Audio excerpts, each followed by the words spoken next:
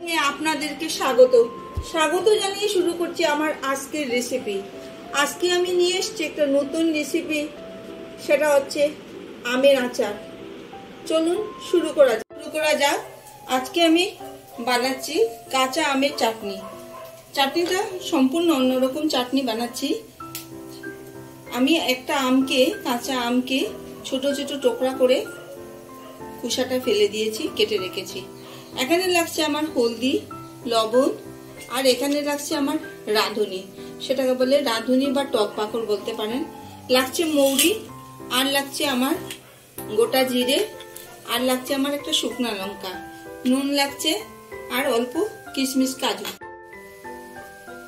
শুকনো লঙ্কা দিচ্ছি, রাঁধুনি পুরো, আর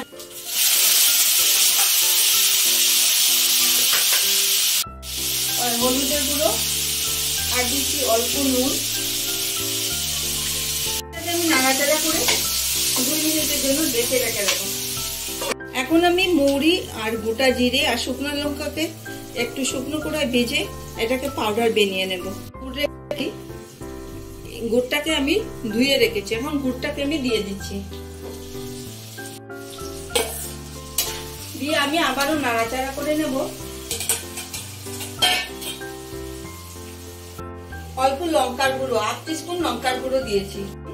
চিনি আমি ভালো করে মিক্স করে নিচ্ছি। দিয়ে দিলাম, দেখেন আচার চাটনিটা প্রায় হয়ে এসছে। দিচ্ছি 1 চামচ নারকেলের পাউডার। নাড়াচাড়া করে আমার চাটনিটা হয়ে এসছে। এখন আমি অফ করে দিচ্ছি গ্যাসটা। দিচ্ছি আমি যে পাউডারটা বানিয়ে রেখেছিলাম সেটাকে অল্প দিয়ে দিচ্ছি। দিয়ে আমি নাড়াচাড়া করে ঢেকে রেখে দেবো। 5 মিনিট পরে পরিবেশনের জন্য রেডি করে নেব। এর জন্য আমার আমের চাটনি একদম রেডি হয়ে গেল।